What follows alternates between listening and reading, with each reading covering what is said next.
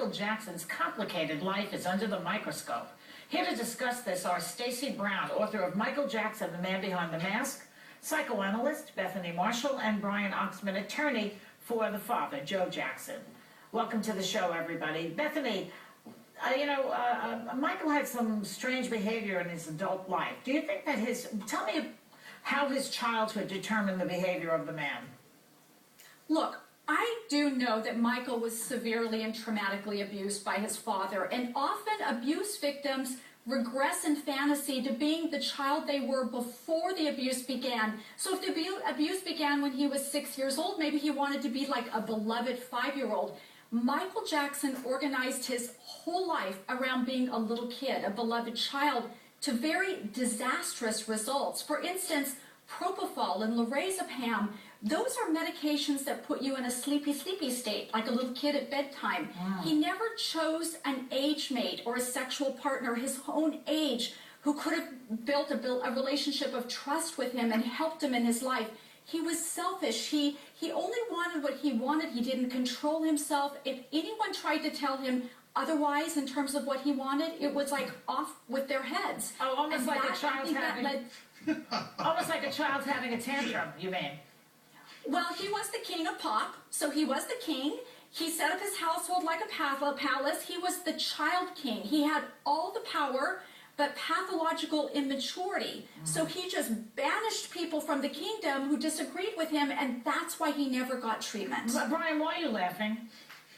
It's a little over the top, Joy. I mean, this man was an extraordinary performer, and he's not some child king. He is probably the most preeminent performer of our times. A smart man who gathered an estate now that we see is worth close to $3 billion. You can't characterize this man as that. Now, yes, in his childhood, his father was a severe disciplinarian. But let me tell you something. It was with all the children, not just with Michael. And this trauma, no. They've put this all behind them a long time ago. They were very, very close-knit. And if you remember that picture of Michael coming to court in his pajamas, who is standing next to him like the Rock of Gibraltar? His father, Joe Jackson, who got him to court. Brian, have you ever heard of Sigmund Freud? I mean, there are people who say your childhood determines your behavior when you're older, and you're saying, oh, they put this behind them. You can't put that stuff behind them. They put this behind them, Joy. No, you know what? It is something... Go ahead. Brian, I'm really glad you brought up the incident when he went to court. The judge ordered him to court. He showed up disheveled in his pajamas, claiming he had had a spider bite. And what that tells me is that one of the after effects of the abuse is that whenever Michael Jackson had to step up to the plate, take responsibility for his bad acts, get sober, anything like that, he fell apart. And or decompensated is the clinical term. And it could be that just before he was about to go out on the road, he fell apart because he couldn't handle it. Okay, let me get Stacey in here. I have to agree with that part. I agree with that part. Okay, good. Stacey, you're the biographer, so tell us what you respond to that. Yeah, well, you can't have it both ways. You know, Michael himself always said that, he was reliving his childhood, and everyone, the family says he's childlike, and the fans say he's childlike. Yeah. You can't have it both ways. You can't have Brian Oxman saying, well, no, you can't, he had $1 billion enterprise, he wasn't childlike. Well, that flies in the face of everything Michael Jackson said. And you know what? Listening to the psychoanalyst, I'm the one who never really believed in so-called shrinks, but she's just convinced me I should believe in them because she makes sense to you. Yeah. Okay, Bethany, you scored a point there. Well, I'm glad I made a believer out of you. Okay, Brian, Joe Jackson, he did keep them working constantly. I mean, what has he told you about rearing his children? Joe, you're his lawyer. What has he told you?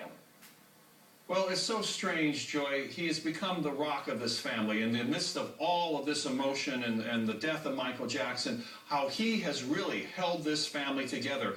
And throughout all of the childhood, he still was the man who brought them into the preeminence. He made the Jackson family. You have to give this man some credit. Right. He did it. And every one of these children give him that credit. They say, yeah, he was a disciplinarian.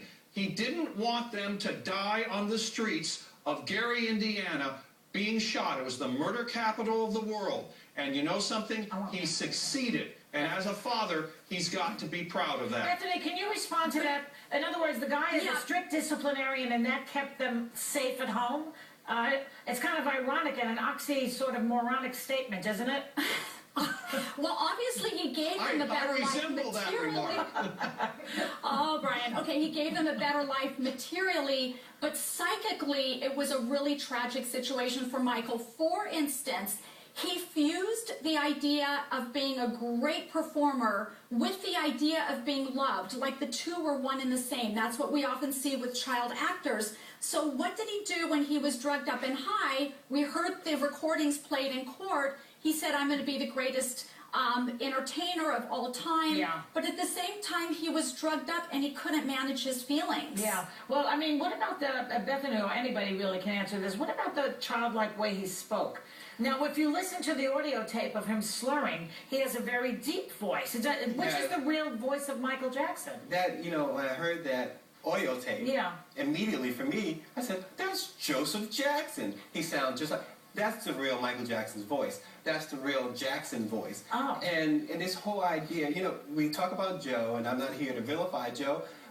Brian says strict disciplinarian. However, LaToya Jackson wrote a book 15 years ago and said that discipline went beyond that. She claimed molestation from Joe. She did. If I could say something else about the strict discipline, I don't think that Michael Jackson wanted to die, but certainly the severe traumatic abuse in combination with the molestation trial, he certainly wanted to put himself into a coma.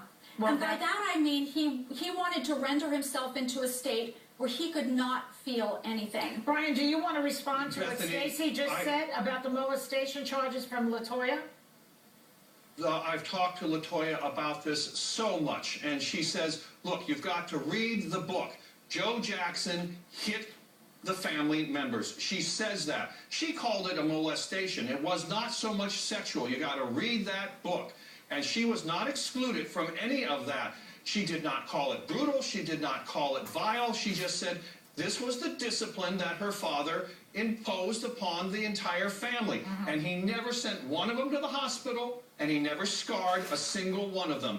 He didn't want these kids dying on the streets of Gary, Indiana. And you know something? I talked to Michael about it too. And I said, Michael, you wouldn't rehearse. Your father got angry at you. I would have gotten upset at you too. And he says, yeah, Brian, I know what you're talking about. So I kind of discount this. Respond, Bethany, yes, please. One of the definitions of sexual abuse is when you prematurely expose a child to sexuality before they can yet handle it. And according to some reports, Michael Jackson saw a lot of sexual activity when he was 6 years old and he was on the road, so that constitutes sexual abuse. And drug addicts notoriously binge the night before they're supposed to go into rehab or take up some big responsibility which will require sobriety, and I think that's what happened. He binged prior to taking up this tour. Okay, we'll be right back.